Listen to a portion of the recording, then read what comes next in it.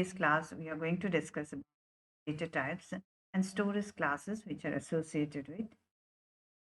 So far, we have studied about how to write a simple C programs.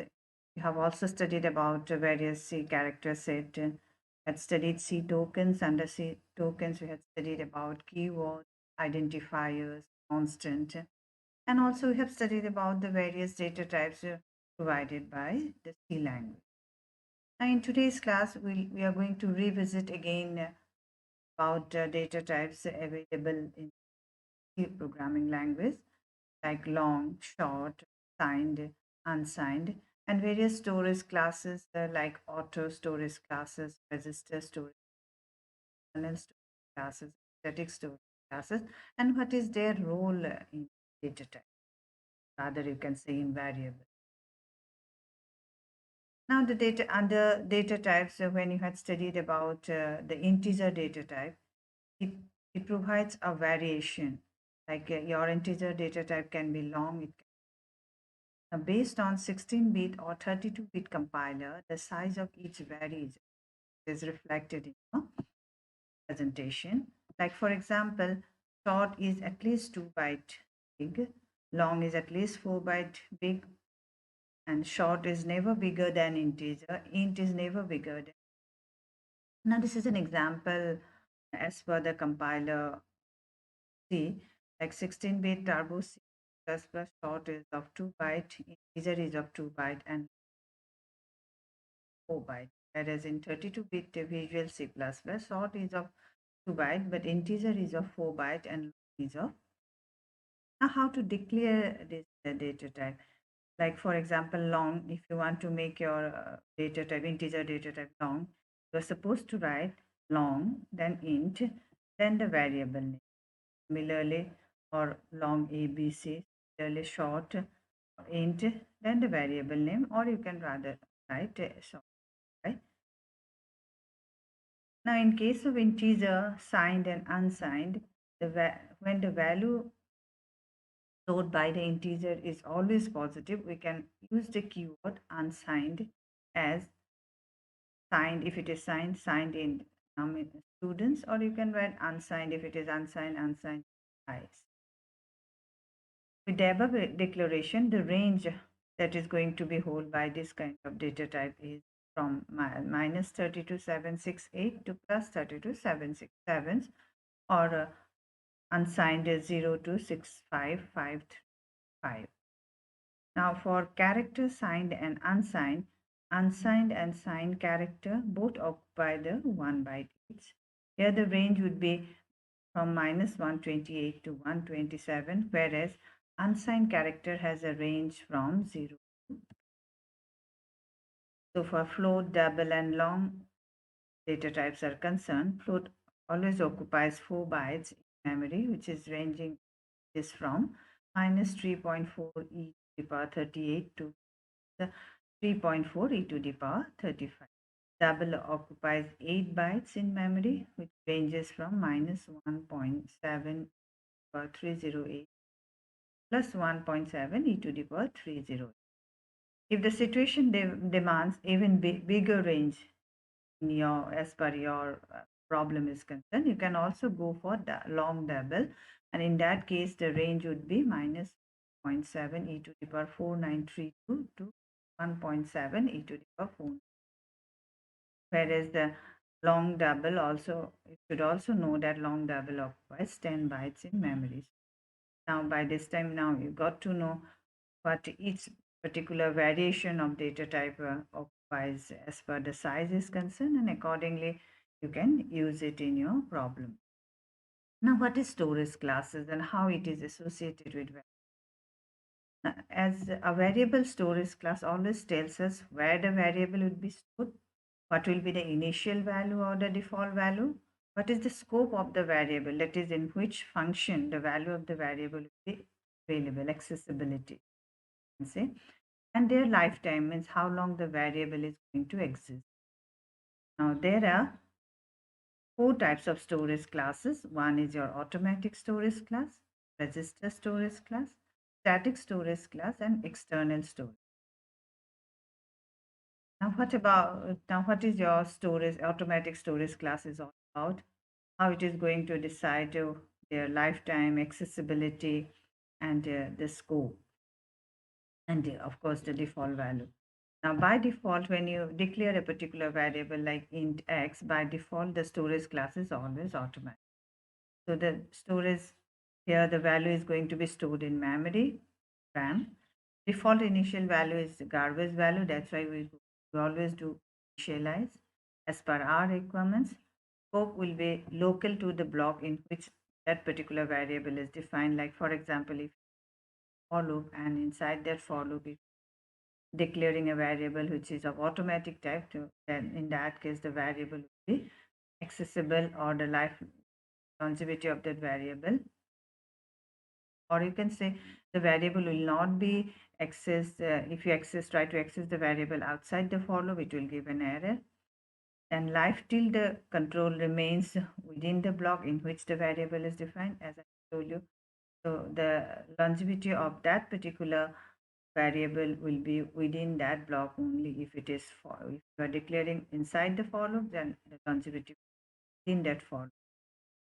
Then keyword, how for declaring a particular variable storage class as automatic, you need to use the keyword auto. One example has been given. So as per that example, so you are supposed to write, if you want to make I and j as automatic storage class variable, and auto, then the type of the variable and the name of the variable. Similarly, for register storage class, if you declare a variable as a register storage class, or if you declare storage class of a variable as register, in that case the variable is register. But in this case, students, one thing you remember, although if you want to make a variable as a register storage class variable, but for the compiler, it's not an obligation to declare that particular variable as register only, because as you all of you know, number of registers are limited. So if the registers are not available, in that case CPU registers are not available, that in that case that the variable will be considered as the auto variable and it will be stored in memory. So it is not an obligation for the compiler. So as the name suggests, it is generally it is going to be stored in registers, as I had told you. So as since the registers are limited, so CPU registers are not available, data is stored as auto despite being declared as register. So in by default, if it is register, store register, the default initial value garbage value here also, the scope local to the block in which the variable is defined, as in case of auto, similarly life longevity or lifetime till the control remains within the block in which the variable is defined, as same as your auto, and keyword is register. Therefore, in this example, ij will be a variable which the storage class will be registered. Next, come to your static storage class. This holds in between function calls, and this particular storage class is generally used for making a variable counters. Here the storage is memory, default initial value is 0, always scope local to the block in which the variable is defined, life, the value of the variable persists between function difference that you finding of your static storage class and your register, and keyword is static, and how to declare it by using as it is shown in the example, static, then the type of the variable, and now this is an example by which you will be able to understand how the storage static storage. Like for example, you take the first one. Here, if you see, we are creating a function definition. This is name of the function, and the function return type is integer, and there is no parameter that is being passed to the function. Now inside the function, as you see, I have started the function curly bracket and in function with a curly bracket. Now there is one variable, the name of the variable is count. Int is the type of the variable, and I have used the keyword static to make that particular static variable, means that particular variable is take the storage static. I'm initializing it with 0 or by default 0, and then I'm incrementing the value, and then I'm returning the value. Accordingly, the return is in. Now you see in the main function, again, as you have seen, I am calling the function fun to. So when, as I had already told you, this static count variable is not neither a static variable nor a register variable. So what it will, the memory being allocated for count, an identifier, as you know, that is going to be shared by both the function. So therefore, when if one of the function call, if it increments the value of the count, the other function value, because both are going to share the same same space rather. So there won't be two copies of the count in both the function, rather will be one copy of the count. So therefore, when the first invocation of the function happens, it will go to the function, it will initialize the count, and count incremented, so count will be 1. A second time when the second time when the function fun is again in, what it will do, it is not going to override that count value to, because as I had told you, there will be one space, one identifier which is going to be shared by both the functions. There will be two copies of the count for all. So for the second time, therefore, the count will be count plus 1, be 2. As it is a, so therefore, if a particular variable is made as static, there will be one copy of the particular identifier, and which will be shared by all the function wherever the function is in. It is going to be all.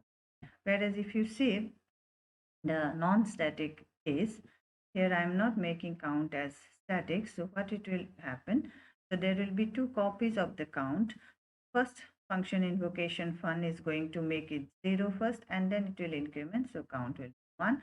For the second one, it is going to again initialize 0 and count the increment. So for the second one also, it will be 1, because for both the function, there will be separate copies of the count, not going to share.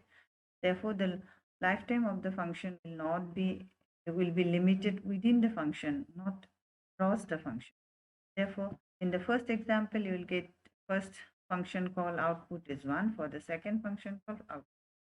Whereas in the second example, for the first function call is also 1, for the second 1. I hope people are able to understand. Now next come to the external storage. Now this is the last storage class. So this kind of storage class, this kind of variable having storage as declared at all function, they're available to all the function that wish to. The storage class will be memory here. Default value is 0. Now here the scope is not local. Here the scope is global. It will be accessible across and declaring it outside the function. Lifetime, therefore, this particular variable's lifetime will be as long as the program's execution does not come to an end. And keyword used for this particular storage is ext. And the way we declare is extrn is the storage class, then int I. Remember, whenever we are declaring variable, we are not till now we are not associating storage class. So the default value means you people are considering this or. So therefore, in today's class, we had revisited your data type, where we had discussed about the variation of integer, float, and have also discussed about the classes. Right? One is auto, register, etc. So for the references is concerned, these are the references that follow. I'm also while you This step 6 I am following. Ready? You can always continue in the